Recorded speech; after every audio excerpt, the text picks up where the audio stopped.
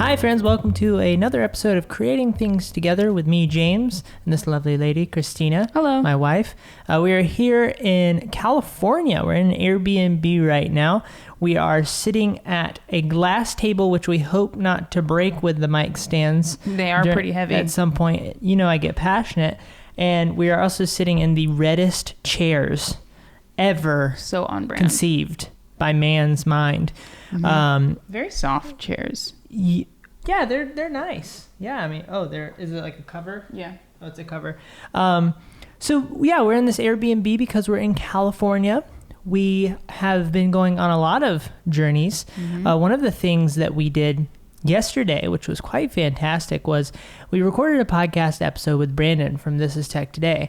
It was exceptional. It's actually going out after this one. Yeah, it'll go out next week. So make sure that you're subscribed on Apple Podcasts and everywhere that you listen to podcasts. If you're listening to this podcast, subscribe wherever you're listening to it because it will be going out first thing next Tuesday. Yes. I'm excited to share that one. Yeah, it was lovely. We hung out with him in his studio. We got to record the podcast in his studio. So the background is much more exciting than this if you're watching the video version. And his studio looks like some sort of Russian dance club. So that's fun. Yeah. He has these things called quasar lights, which he uses for his videos. If you look on his YouTube channel, you'll see it. It's a lovely setup. It's everything I've tried to do with lighting in the past. It's really well done. But this week, yes, we're going to talk about our recent freediving adventure. I have just been really keen on the ocean lately. I love the ocean. I love all things saltwater, and I want to essentially breathe underwater. And they say that you can't, and the best thing that you can do is you can hold your breath. So we learned to hold our breath for 2 minutes, which is really impressive, and I want to continue practicing that. I would argue, though, that those limits have not been pushed to their ultimate yet. You may be able to grow gills. The guy that was training us, I asked him how long he can hold his breath. He said his longest was 4 minutes and 30 seconds, which is absolutely absurd. That's a long time to be under the water. Yeah. So my goal with freediving is a little bit different with James's.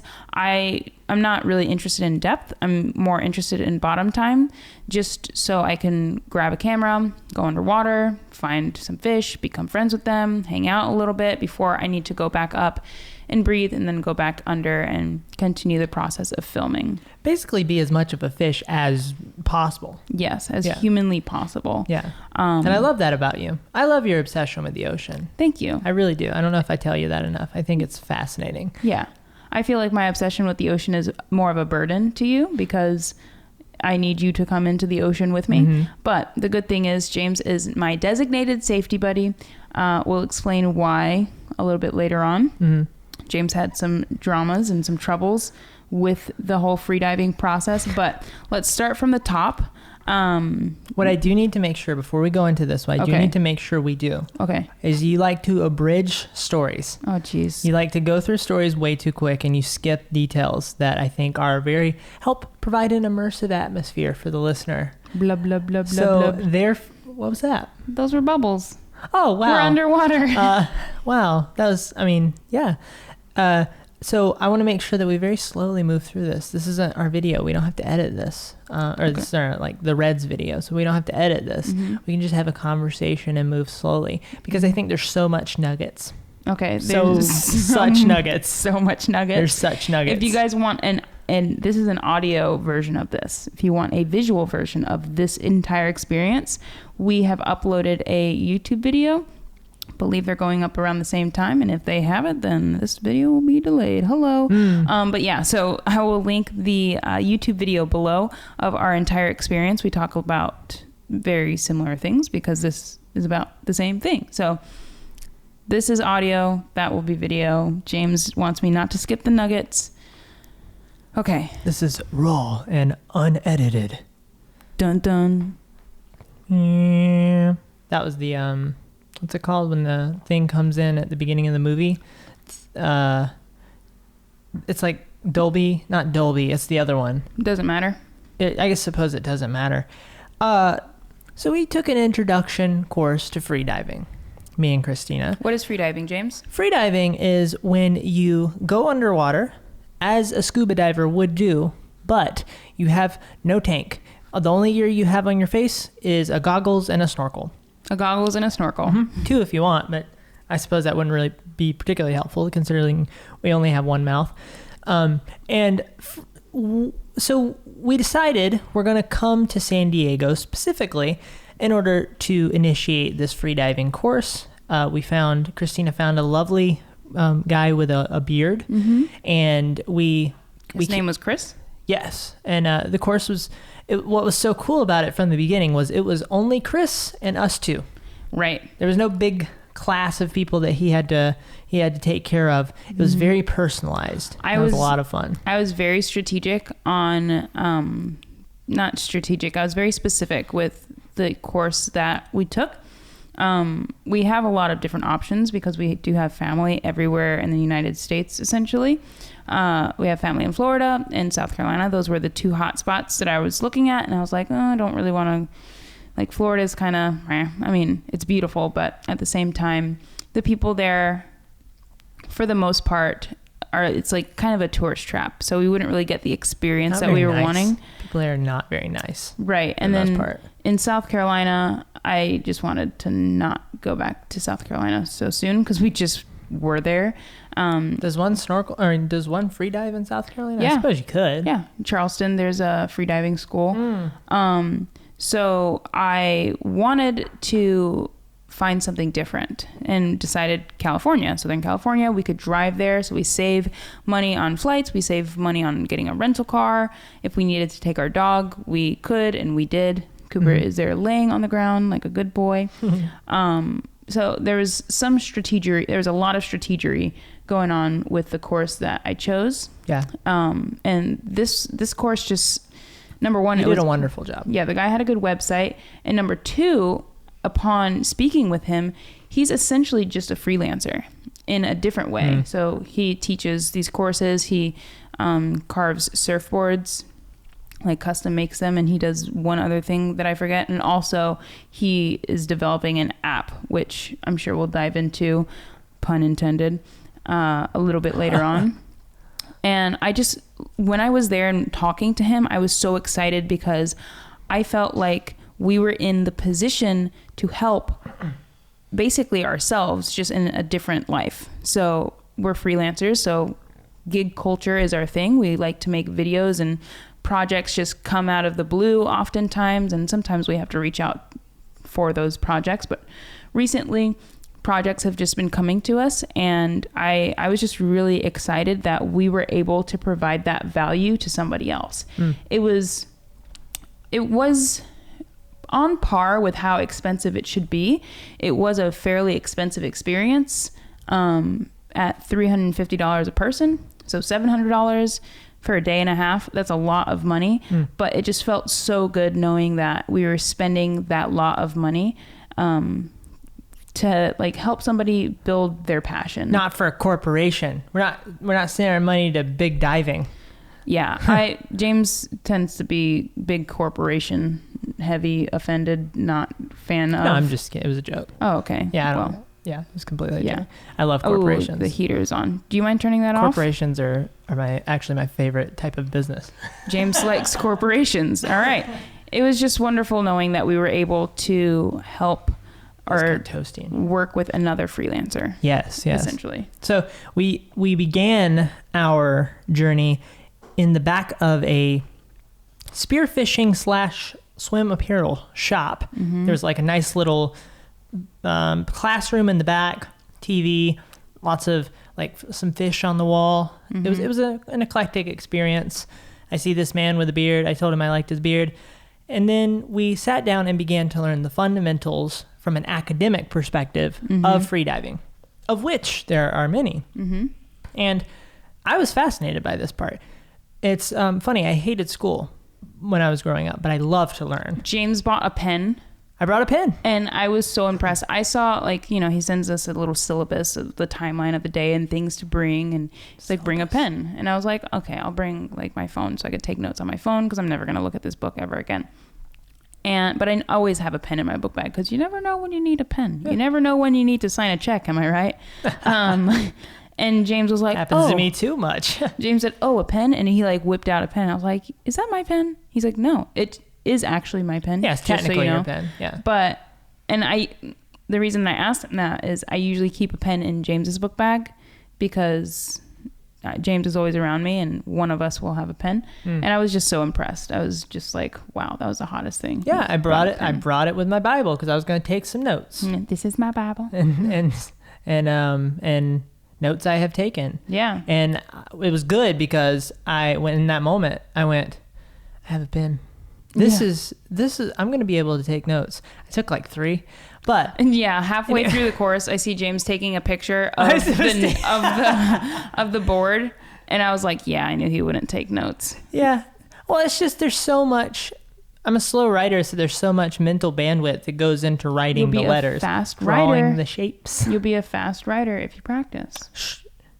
No, so we started learning everything from safety fundamentals to going down in pressurization and equalizing. We watched some safety videos. You want to talk about safety videos? Do you remember about terminal breath? That is such a badass sounding, like, this is how you die. Yeah, you take hardcore. your terminal breath. Right. And for summary, a terminal breath is when you're underwater, you will black out actually before you actually... I just said actually twice. You'll black out before you drown. So blacking out does not cause drowning. But the terminal breath is what happens when you do black out. And it's essentially your brain going, okay, we've used all of the oxygen. We need something. And you take a big gulp of air, but you're underwater. So that air is water and then you drown. Goodbye. I just think it's a cool sounding thing. That's a cool way to die. I took my terminal breath. Yeah. And one of the things that he said that I thought was so interesting about the terminal breath was that if you're in cold water, your terminal breath will often happen much longer after you black out than if you're in warm water. And if like it has something to do with your age, your gender, all that. There was a little boy in your health. Like upstate New York that got trapped under ice, and they pulled him out after like 45 minutes and they were able to revive him because he didn't take his terminal breath yet. Yeah. I thought that was beautiful. There was another guy, he mentioned another guy who was like, I think he said he was an overweight guy in like a bathtub or something. Right. He was taking a bath. He was, and he drowned for some reason, and he took his terminal breath after like probably 5 minutes or something. But no, I think it was like a minute. Really? Yeah, it was like a minute and a half. Oh, I guess after he blacked out. Yeah, which maybe 2. How did they track that? I think that was a bunch of malarkey. Now that I think about it, yeah, because nobody's like in there with like a big guy in a tub and it's like with a timer. I'm like, okay, called it. You don't know how he lived his life. Yeah. So yeah, that was very fascinating. We learned all about the. Freediving can actually be a very dangerous thing if you don't know what you're doing. And that was why the safety aspect of it was so important. And we watched a couple of videos that were, I actually thought they were going to be worse than they were. But it was just people blacking out and then them being okay. So they would come up. So there was a couple of different videos where the person was in the pool and they came up, but they were so deprived of oxygen that they blacked out upon leaving the water after they had come up. They had taken some big gulps, and then their body had so little oxygen in it that it just kind of short-circuited and freaked out. So they would start having some muscle spasms, and then they would black out.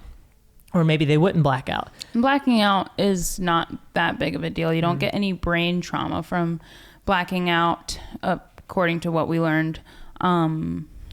Really, the worst thing that can happen is your face goes in the water and you get water in your lungs. So the job of the safety buddy is to make sure while you're blacking out and that whole thing, you just keep your face out of the water. So they keep your head above the water, obviously, and they talk to you throughout that entire process, because when you black out, your hearing is the last thing to go and the first thing to come back, so you can kind of talk them through. And it's not, I've blacked out before, and that's absolutely accurate. Yeah. I remember not being able to see, but I could hear. Right. It's not that big of a deal. Like, you don't want to go out on a Tuesday and black out, but it doesn't hurt. And unless you hit your head, but you can't hit your head in the water. But it doesn't really hurt. And bonus points is it's kind of a nice experience according to whatever the people told us. Yeah, he said it was kind of nice. I wouldn't call it nice. The lead up, when you're blacked out, it's fine. Right. But the lead up is like, oh my gosh, I'm losing consciousness. That's what you're thinking is like, I'm going away for a little bit. Right. Really, you're going to go away for 12 seconds. Okay. But anyway, it's like turning the lights off. You just turn the lights back on. You know how you told me that you didn't want me to like breeze through the process? No. We spent 15 minutes on training. Let's move on. So, no. I don't want to be, I really, this part I thought was really interesting. There was blacking out, and then we watched the videos about people, some blacking out and some just having muscle spasms, and we had to watch all of the signs and then analyze all of the signs. He would go, what did you see there? And and I thought that was fascinating. That was really all I wanted to say about the when James didn't know the answers to why the people blacked out, he was like, Christina? I was like, I don't know. He licked his lips. No, I didn't want to interrupt you. Oh, I wanted to allow you to speak first. Okay. So let's move on to the pool training, because that was really fun. The pool training was my jam. Else I want to add? Blacked out. I don't care. People blacked out in the ocean. When you dive down, he made on the whiteboard, when you dive down, you should swim harder at first and then softer the lower you get. And also equalizing. Do you know why you should swim harder? I don't. Because you're more buoyant. You're buoyant. Okay. Yeah. You got to get yourself down. There's like you're positively buoyant, and then you're neutral, and then you're negatively buoyant. Okay. The further down you go. And then also equalizing, which is where you pop your ears underwater because the pressure changes so dramatically. If you go down to, 60 meters or so? Feet. 60 meters and 60 feet are two different numbers. Sorry.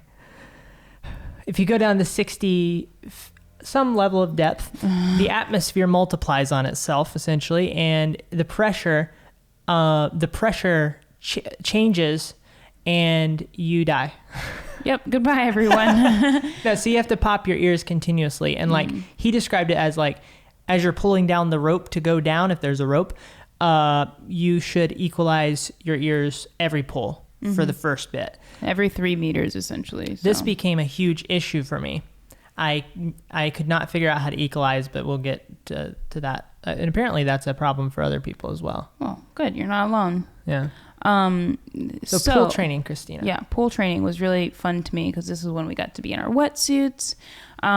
Really, I just had a fun time swimming back and forth underwater like a fish. James, that's kind of when you started struggling with equalizing. A lot of what we did was we put the safety techniques into practice. So we got to practice how to rescue somebody and practice how to duck dive. Really fun stuff. Mm-hmm. Yeah. That I think my favorite part of the pool training was the safety stuff where you actually physically get to rescue people the proper way.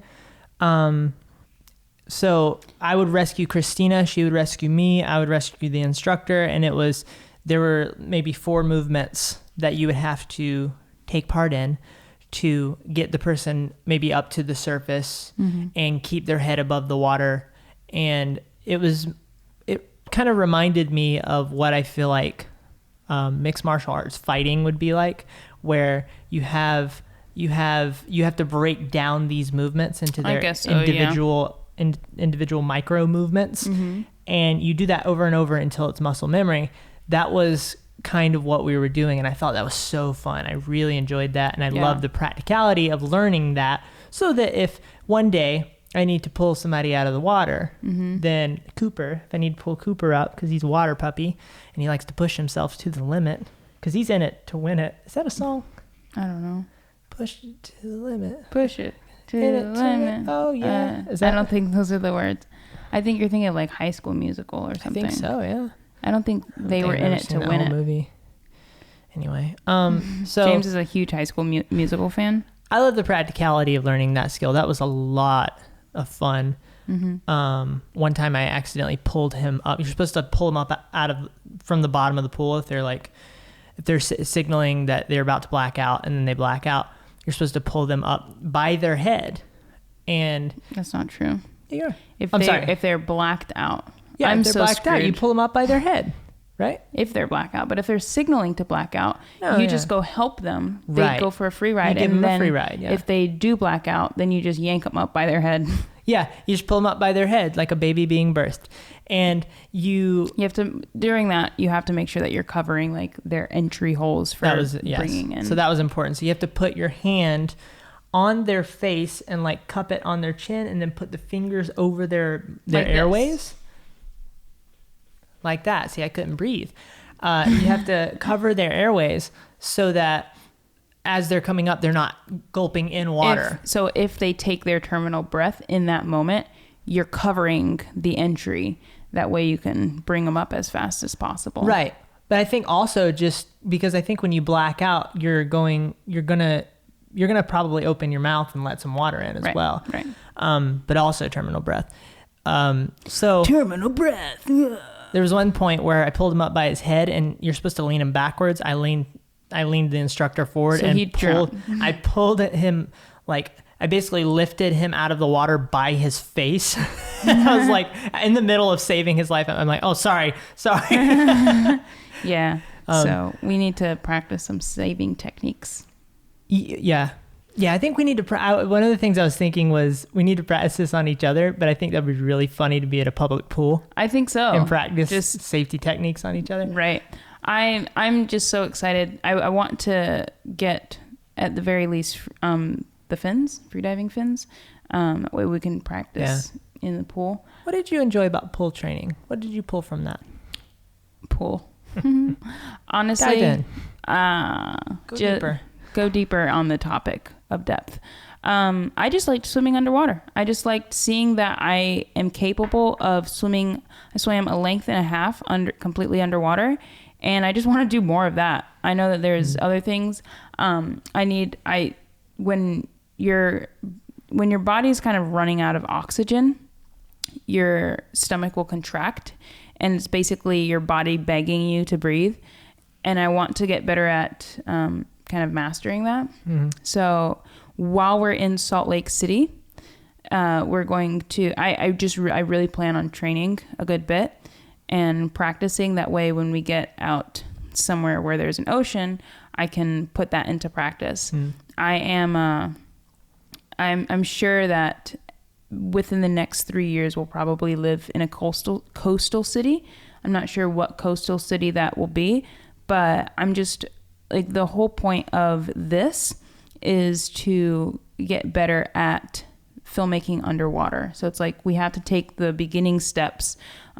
We have an underwater housing for our like one of our better cameras, but this time around I just got a GoPro Dome because I wanted to be able to capture this, but also focus on the fundamentals. That way, when push comes to shove, I'm able to like really go in and get better at it. Quick underwater filmmaking / photography tip. If you are going to begin into this realm, you want to probably start with a GoPro and maybe a dome because it's much easier to shoot with.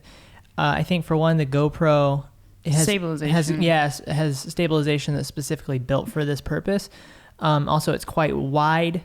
I found that it was much easier to shoot with than what we had to deal with when we were in the Caribbean. Florida Keys, not quite the Caribbean. I'm sorry, in the Florida Keys. Almost all of that was very shaky and unusable. And out of this, we got a fair bit of stuff that can at least be good for narrative purposes.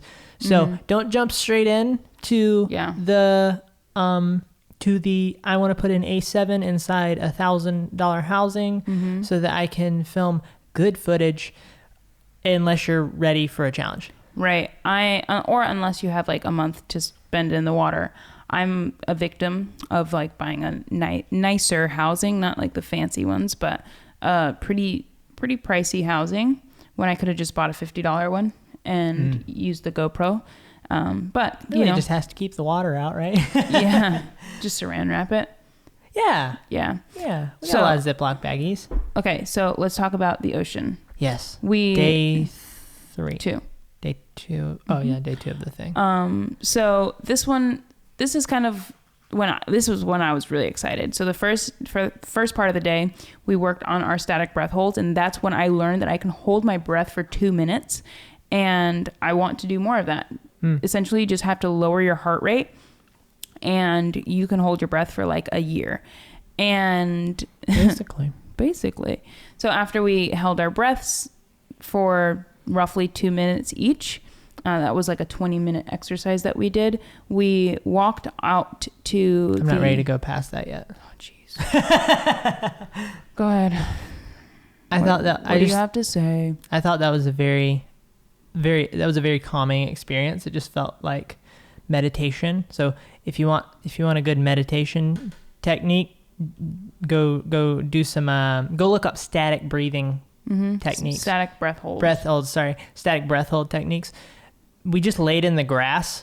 This was something that that a lot of times he'll practice in the pool with his patients, but his subjects. With his victims. But we just laid in the grass, and it was maybe it'd be 4 minutes of us breathing and visualizing and reaching the highest possible state of relaxation. And then for 2 minutes, we would hold our breath. Mm-hmm. And that was such an interesting experience. Total California thing. Yeah. We were just laying in the grass and just breathe. Listen to the lawnmower. Yeah. Just feel the wrinkles on your forehead. Think about the little baby hairs that are blowing in the breeze, and we're like, yes. Yeah. He was interested in this thing called a body scan, where you go from your head to your toe in your mind and pick out places that have tension in them and just try to release that. Mm-hmm. And the goal was to lower your heart rate. There are actually, there are breathing techniques that you can use specifically to lower your heart rate. I probably did a decent, okay job. When I was doing that part of the process, I was feeling like, is my heart rate lowering? I don't know if it's low enough right before the breath hold. And then obviously those kind of thoughts make your heart rate faster, not because you're anxious, but because you're just an idiot. It's mental discipline as much as anything. Right. But yeah, we were able to do it. And it's crazy because I've gotten a couple DMs at this point of oh, wow, that's crazy. Is this something that you trained for? And it's no, I'm a pretty active person. I'm healthy, but these are just things that your body can do. We just don't know how to use it. In the middle of it, I was in the middle of actually holding my breath. Yeah. That was very interesting. And a lot of interesting things happened. So one, when you take a breath, when you take a well sucked in breath, yep. You almost feel like you're filling up like a balloon. Mm-hmm. I'm assuming I was doing it correctly. And you start down in your diaphragm and you come all the way up through your chest. Most of the time we just breathe with our chest, by the way, and that's part of why you're probably so stressed out. But you start in your diaphragm, come up through your chest, and it feels like it goes all the way up to your head, right? You do that, and you see how long you can hold your breath. And in the middle of that, for one, it's you go from immediately, you go from relaxed to this is not right. Yeah, it's crazy. There's the first maybe 15 to 30 seconds of it. I'm pretty tense while I'm holding my breath and I'm trying to relax myself. And then after, from maybe 30 seconds to a minute 15, that's when it's oh, this is easy. And then after that, your body starts to contract and go, okay, we're ready to breathe now. Yeah, and your stomach starts jerking around. And what he told us was that you need to, I love this so much. He said, you need to become friends with the contractions. Yeah. You need to we're doing this so you get to know this friend and you're comfortable with being around it. Do you realize how hippie we sound? It's just, I thought it was great. I imagine people from South Carolina going, what are they smoking? Yeah. I'll become friends with my gun. That one relaxes me. Now, in the middle of the longest breath hold, I let a little bit of air in. It's so funny. You think you just want to take a deep breath when you're in the middle of it. It's more like bit. I just need a little bit of air. I need a percent of a breath.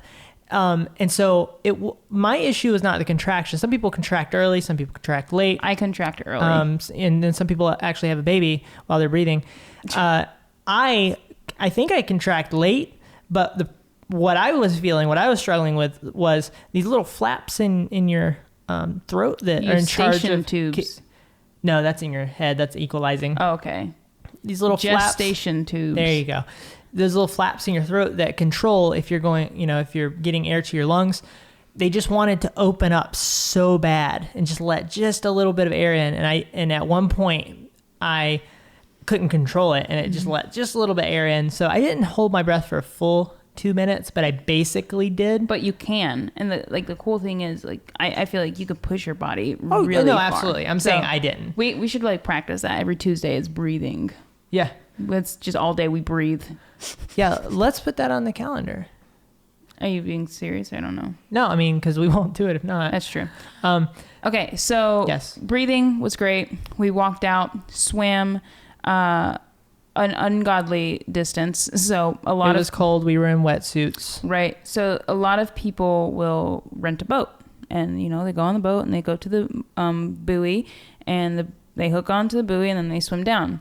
What we did was we swam from the shore, maybe half a mile. I could just probably ask him how far we swam, but we swam a good distance, and we okay, so we swam. Do you have anything to say about the swimming, James? I just wanted to say that we swam a fair bit, and then there was a point where he goes, okay, I thought we were about to be there. We kind of caught up with him. He was hanging out. I think he was waiting for us because we were taking forever just getting our gear situated. Yeah. That was a big part of it, was just keeping everything, like there's a little flap that connects the upper half of your wetsuit to the bottom half of your wetsuit. And that flap kept coming unhooked, and you have a weight belt, and we had to get our fins on early on in the process. So I think he was just waiting for us. When we reached him, he said, okay, we got about 10 more minutes and we'll be there. And I was like, are you kidding me? Yeah. So it was the longest continuous swim I've ever done in my life, for sure. Yeah. Yeah. I guess it was pretty long. So it was a really, really interesting experience from that perspective. I just saw the shore getting further and further away. Mm-hmm. So when you're kind of out, it's not the middle of the ocean, but when you're out a good distance and you can't stand, you're basically treading water for couple hours. And I was so hungry afterwards, but in the middle of the process, little things become big things. So an example of that is I couldn't get my freaking goggle, I couldn't get my mask to do what I needed it to do and just be on my face. It kept fogging up or whatever, and that was so frustrating. So I those little things become so frustrating because you're just, first of all, you're just trying to survive. You're trying to stay above the water, first and foremost. Second thing that you're doing is dealing with this small thing that won't work, and you just get frustrated. But in the ocean, you need to calm yourself. And you can't sit down and fix it. You can't say, hold on, give me a second, got to fix my goggles. Right. I'm going to try to fix my goggles and probably accidentally go underwater a couple of times trying to sort it out. I was kind of irritated with James because I was like, hey, can you hold me up for a second? And he was like, I'm just trying to hold on. I was like, okay, well, is that what I said? Screw you. Yeah. You're like, I'm just trying to hold on to this thing. He said, I won't be able to hold this thing if I'm holding you. And I was like, well, go drown. I don't care. I need your help. Well, I apologize. I was in a stressful state, which we'll get into more later. Yeah. Meanwhile, the guy is just kind of doing his thing, flowing. He's aware of us, but he's just hanging out. I'm sure that he's familiar with. He told us later that his wetsuit was kind of broken, so he was freezing, but he was peachy. Mm-hmm. So, he used to be in the Navy. We forgot to mention that he's like a Navy person and like very badass with a beard. His name is Chris. And we'll link his stuff below if you're interested in anything that he's doing. But I started diving, and we did that, and I was really good at it. Like, the guy was very impressed. He was like, all right, let's go deeper. And James has notoriously had issues equalizing. So James's focus was trying to not have his eardrums explode into his head. You didn't really get that done, did you? I never figured it out. It's a sad I day. did want to say to you diving, I'm very proud of you. Thank you. You went very deep. There was one time when I was hanging on to the thing. There's like a little floating circular, it held the gear, but also you could hang on to it. And that was kind of your only rest, right? It's like a little floating thing. And I would hang on to that. You guys would go down, and there was one time where you just disappeared. And then I was just waiting for you to come back up, and then you'd come back up with him. And I'm just so happy that you got to have that experience. Yeah. I'm so happy that I got to do that experience with you. I'm so happy that you have been able to work on these things that you've been so passionate about for so long. That makes me so happy. Yay. And let's do it more. It was totally worth everything that the experience was in terms of, financial, driving 10 hours, the challenge, all of that stuff. It was totally worth it. It was great to see you do that. Yeah. It's just the beginning. Now I swear. I'm excited. There's some more of it. Yeah. And hopefully we'll find some friends with a boat. You'll be able to do this more. Yeah. That'd be absolutely. great. If you have a boat, be my friend. Hands down. Be my best friend. You should put a page on our website. It's like, be my friend. Friend with boat application. Right. There's no application. You're hired. If it's a sailboat, if it's a catamaran, then you're in. That's just default. You win. Yeah. So my experience in a lot of ways was very different. It's so funny how you can have two different people doing the exact same course, but their motivations and their experience and the way that they're fulfilled by that experience is completely different. And for me, I'm not a fish. I don't want to necessarily be a fish. I'm more interested in the mental, the mental challenge, overcoming, putting myself in moments where things are really difficult and challenging my brain to build thicker brain skin. Okay. And that was a huge part of my motivation when I was doing this with you, other than of course, going through this with you and letting you have that experience with me. I wanted to put myself in this uncomfortable situation of swimming out into the middle of the ocean, staying out there for a long time, doing the best that I could in terms of diving, and just hanging in there. That was a big thing for me. And so when we got out there, the big issue that we had yet to solve, which is a great movie plot line, is equalization. So we're going to make a movie called Equalize. It's coming out, links below.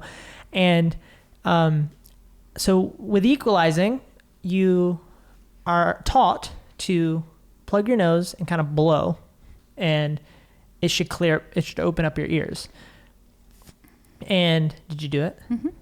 And so I also learned that our friend Erin of Erin Outdoors, check her out on Instagram, she can't figure it out either. So that was actually really nice that she said that a couple days after we finished this thing.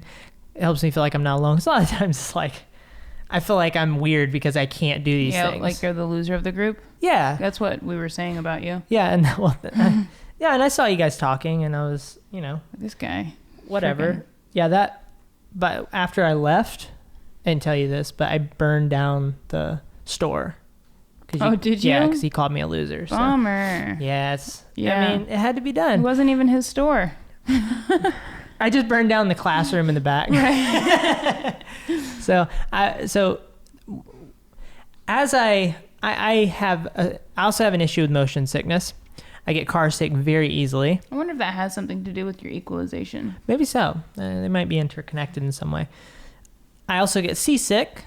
James is just a hazard outside of an apartment. No.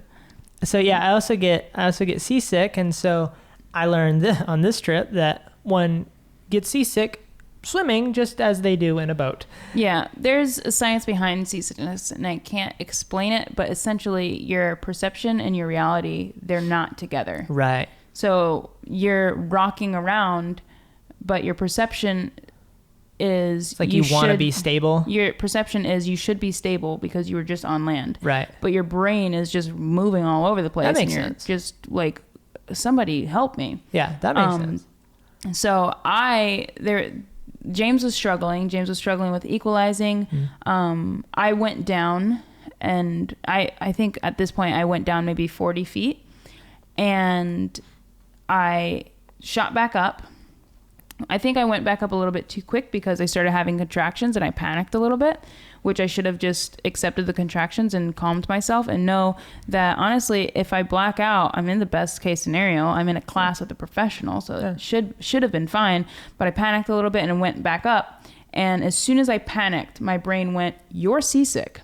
And I started feeling really jittery and like shaky and panicky and just not in control. And James earlier said that he was feeling a little bit shaky, and I'm like a little bit. I was really frustrated, and I'm just going like get it together. You're here, like just get it together.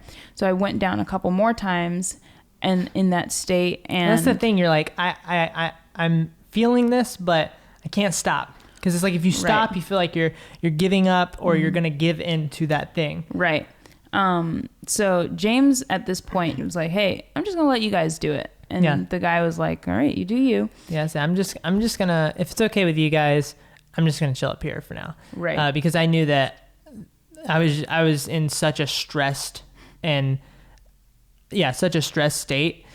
that for me, I was perfectly happy with just surviving. With just hanging in there and dealing with whatever I'm facing and just managing my mind in that moment. There was a point where James said that he had a vomit plan if he needed to throw up.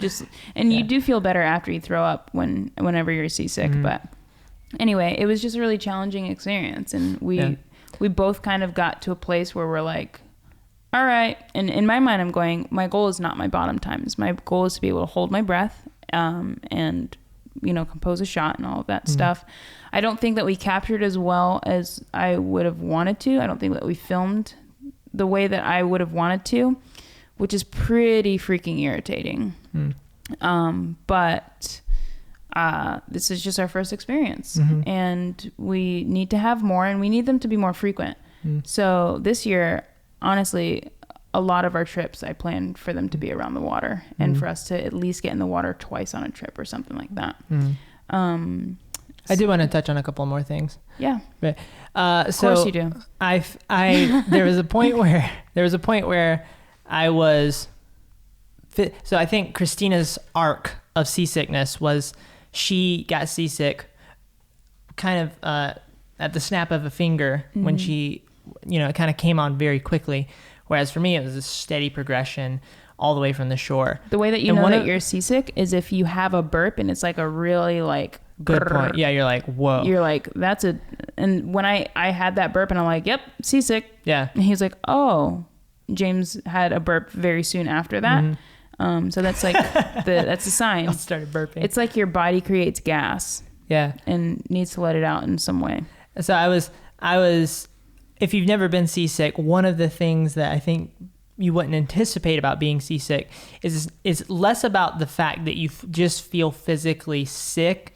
If you have the flu, for example, and you have a fever and you're dizzy, you just are, the prominent thing that's happening to you is you feel very dizzy, and if you stand up, you're like, okay, I need to lay back down, right? With seasickness is more like, I just feel like I'm about to die. It's like you feel... That's a bit dramatic. You feel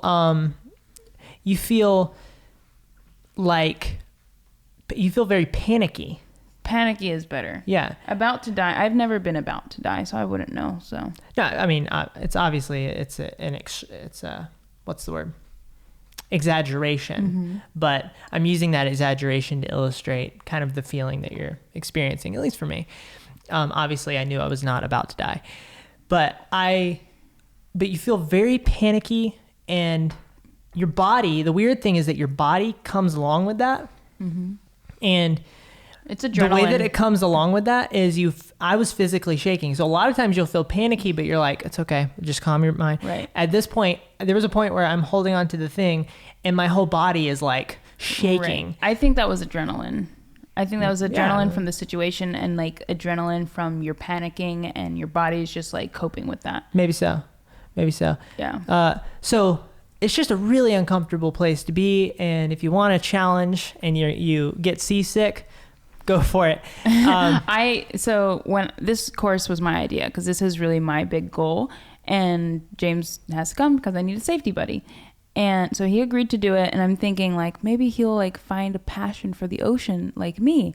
And we were talking about it. He was like, honestly, this kind of couldn't create a phobia if I let it. And I was like, I tried to make him passionate about the ocean and terrified him.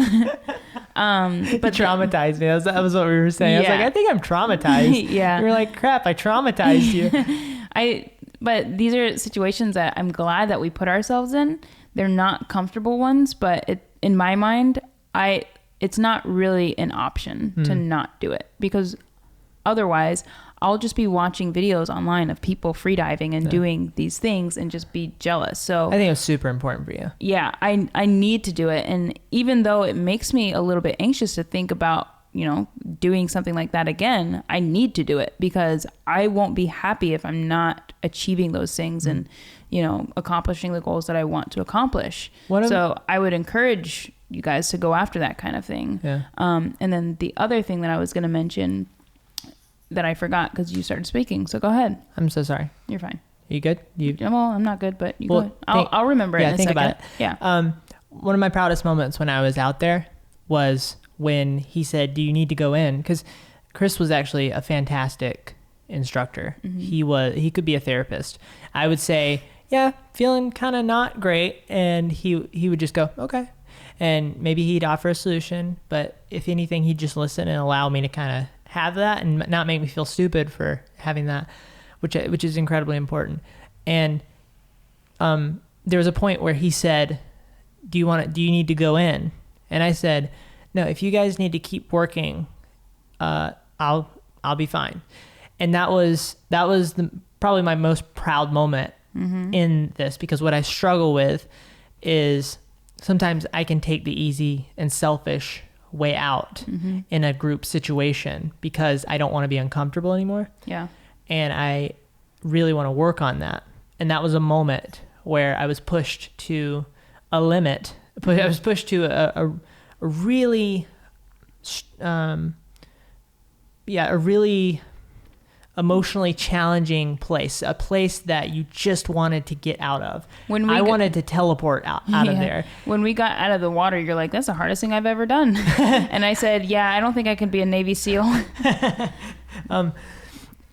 And in that moment, I decided, instead of going, yeah, I'd like to go back, I said, you guys, I want you guys to do the work that you need to do. That to me was accomplishing what I set out to do. Then we had to make the 20-minute swim back, and then we got to the shore. At this point, both of us are like, oh my gosh, this is incredibly difficult. You just laid down on the shore. Yeah, I was exhausted. Yeah, and I just was kind of pacing around, and I think it was so nice that we both put ourselves in such a challenging situation and hung on to it. Yeah. It was an ultra marathon or anything. We didn't join the Navy SEALs, but to us it was something to overcome. Yeah, and I'm really proud of us. And I think I'm just excited for more of these types of things. Like I have it on my calendar to go to Hawaii. And hi Cooper. To go to Hawaii and do something very similar to this. Not necessarily a freediving course, because now that we have the fundamentals, we can get the proper gear and we can manage. I think it's important for you to get into the water as much as possible and for us to practice. I don't know how we manifest that in our schedule, but I'm just like, this is, in my mind, this is just the beginning of something really exciting. And I'm just so jazzed on it. And I want to take more trips where we can get in the ocean and start to capture and get really good at this thing. So yeah, I would encourage any of you to do something like this just for the mere, it doesn't have to be a $350 course, but just something that is really out of your comfort zone and challenging, just for the mere mental endurance and stamina that you can build through doing things that are so out of your comfort zone and so difficult. It was a really useful thing for me, and I'll take it. I'll use this for the rest of my life. Yeah, for sure. The principles, not so much the learning how to be a fish aspect of it, but the principles that I took away from it.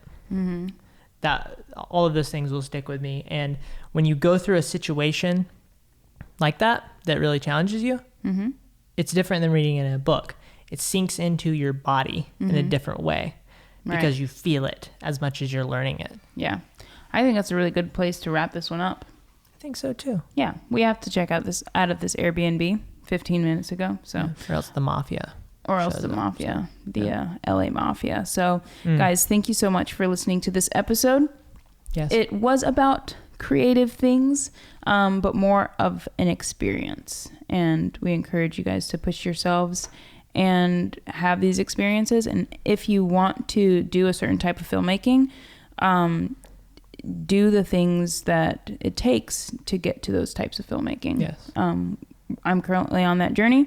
James is drug along for the experience, and I'm grateful that he is willing to do that. Cooper is just here for the treats. Little waggy tail.